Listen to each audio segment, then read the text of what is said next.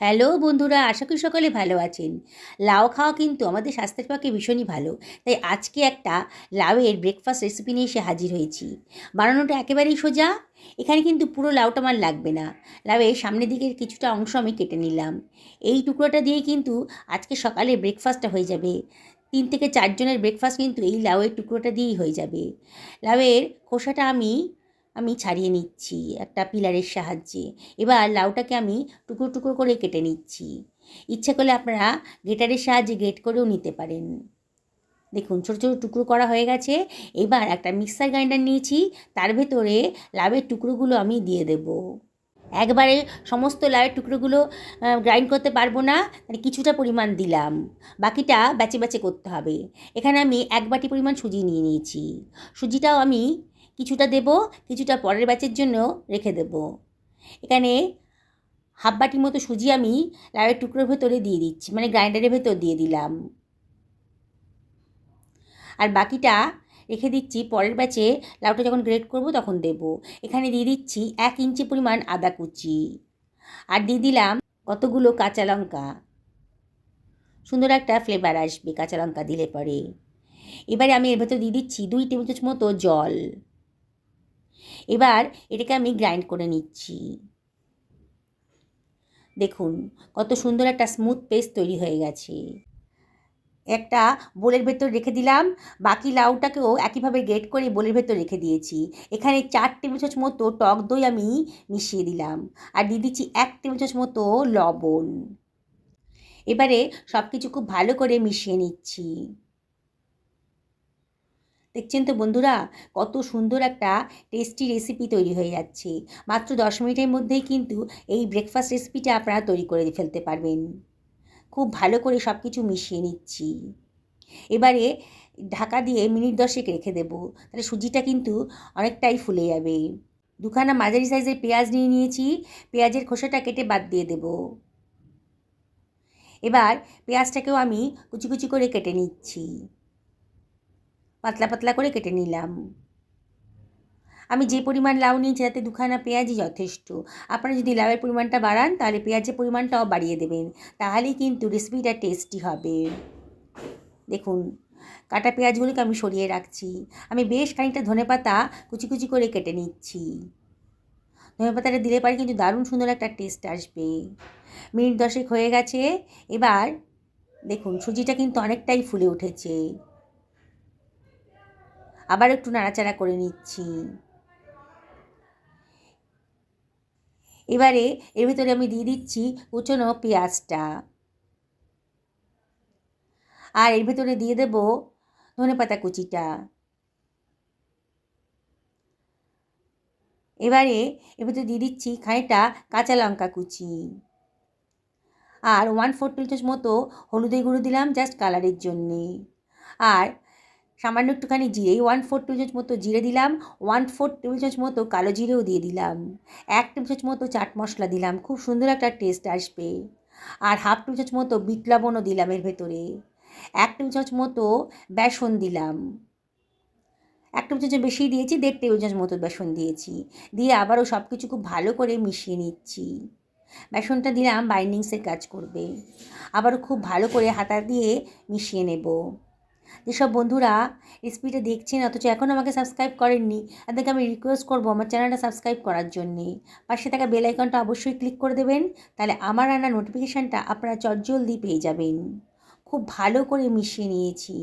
দেখুন ব্যাটারটা কিন্তু খুব বেশি পাতলাও হবে না, আর খুব বেশি ঘনও হবে না।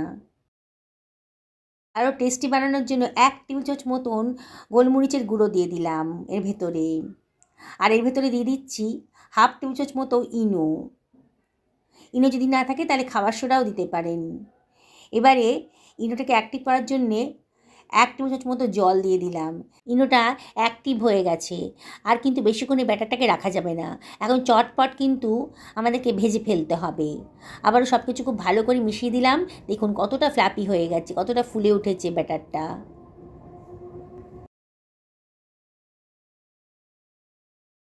একটা ফ্রাই প্যান গরম করতে দিয়ে দিয়েছি। এর ভেতরে দিয়ে দিচ্ছি 1/2 টেবিল চামচ মতো সাদা তেল। তেলটাকে ফ্রাই প্যানের গায়ে ভালো করে মাখিয়ে নিচ্ছি। খুব অল্প তেলেই কিন্তু রেসিপিটা তৈরি হয়ে যাবে। খুবই হেলদি আর টেস্টি রেসিপি আজকে তৈরি করতে চলেছি। এবার হাতায় করে একটুখানি ব্যাটার আমি এর ভেতর দিয়ে দিচ্ছি। এই 1.5 হাতা মতো ব্যাটার আমি দিয়ে দেবো। আপনারা যদি মনে করেন একটু বড় সাইজের বানাবেন তাহলে 2 হাতা ব্যাটার দেবেন, আর যদি মনে করেন একটু ছোটো বানাবেন তাহলে 1 হাতা ব্যাটার দিয়েই বানিয়ে ফেলতে পারেন। আমি এখানে 1.5 হাতার মতো ব্যাটার দিয়ে ভালো করে ছড়িয়ে দিচ্ছি ব্যাটারটাকে। দেখুন আমি কীভাবে বানাচ্ছি। এবারে এর উপরে দিয়ে দিচ্ছি খানিকটা কারি পাতা, দেখতে সুন্দর লাগবে আর সুন্দর একটা ফ্লেভারও আসবে। কালারফুল রেসিপিটা বাচ্চারা কিন্তু খুব পছন্দ করে খেয়ে নেবে।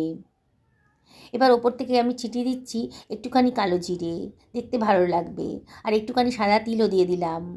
ভাজার পর দারুণ সুন্দর দেখতে লাগবে বলে এবার একটা ঢাকা দিয়ে 2 থেকে 3 মিনিট আমি মিডিয়াম টু লো ফ্লেমে রান্না করে নেব। দেখুন মিনিট 2 বাদে ওপরের পোর্শনটা কিন্তু একেবারে শুকিয়ে গেছে, তার মানে বোঝাই যাচ্ছে যে নিচের পোর্শনটাও হয়ে গেছে।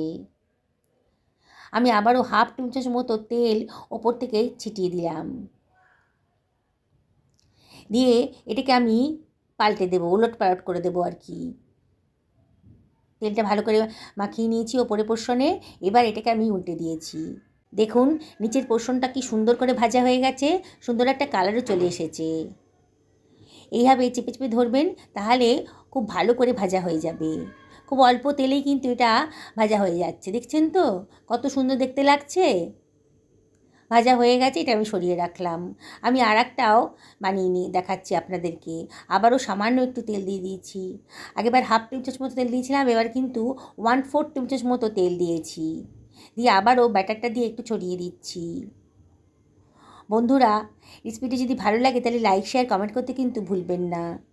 আবারও ওপর থেকে কারি পাতাটা দিয়ে দিলাম, দেখতে সুন্দর লাগবে। বাড়ির বড়রা তো খাবেই, ছোটরাও কিন্তু খুব মজা করে খেয়ে নেবে। লাউ কিন্তু আমাদের স্বাস্থ্যের পক্ষে ভীষণই উপকারী, তাই আমার বাড়িতে আমি সপ্তাহে 3 দিন কিন্তু এই ধরনের রেসিপি বানাই। দেখুন আবারও ঢাকা দিয়ে এগুলোকে রান্না করে নিচ্ছি। দেখুন কত সুন্দর দেখতে লাগছে আর চটপট হয়েও যাচ্ছে। 10 মিনিটের মধ্যেই কিন্তু এরকম একটা টেস্টি আর হেলদি রেসিপি আপনি বানিয়ে ফেলতে পারেন। সকালে তাড়াহুড়োর সময় মাত্র 10 মিনিটে আপনারা এই রেসিপিটা বানিয়ে ফেলুন। বাচ্চাদের স্কুলের টিফিনেও দিতে পারেন, হাজব্যান্ডের লাঞ্চ বক্সেও দিতে পারেন। শুধু ব্রেকফাস্ট কেন, আপনারা এটা ডিনারেও কিন্তু তৈরি করে খেতে পারেন। এতটাই টেস্টি আর এতটাই হেলদি রেসিপি। একবার বানালেই মনে হবে আবারও বানিয়ে খাই। দেখুন তো আমার সবগুলো ব্রেকফাস্টই রেডি হয়ে গেছে। আমি একটা সার্ভিং প্লেটে এগুলোকে সার্ভ করে দিচ্ছি। এটা খাওয়ার জন্য কোনো তরকারির প্রয়োজন হয় না, একটুখানি কেচাপ কিংবা রায়তা থাকলেই দারুণ সুন্দরভাবে এগুলো খাওয়া হয়ে যাবে। দেখছেন তো বন্ধুরা কত সুন্দর দেখতে লাগছে। বললাম না বাচ্চারাও কিন্তু খুব মজা করে খাবে। যারা ডায়েট করছেন, ওয়েট লস করতে চাইছেন, তাদের পক্ষেও কিন্তু রেসিপিটা দারুণ উপকারী। বাড়িতে যদি কেউ বয়স্ক থাকেন তাহলেও কিন্তু তিনি এই রেসিপিটা খুব মজা করে খেয়ে নেবেন। কতটা নরম হয়েছে আমি আপনাদেরকে একটা ছিঁড়ে দেখাচ্ছি। দেখুন কতটা নরম হয়েছে। আমি আপনাদেরকে আবারও রিকোয়েস্ট করব একদিন বাড়িতে বানিয়ে ফেলুন, সকলকে খাওয়ান, নিজেও খান, সুস্থ থাকুন, ভালো থাকুন। নমস্কার নেবেন।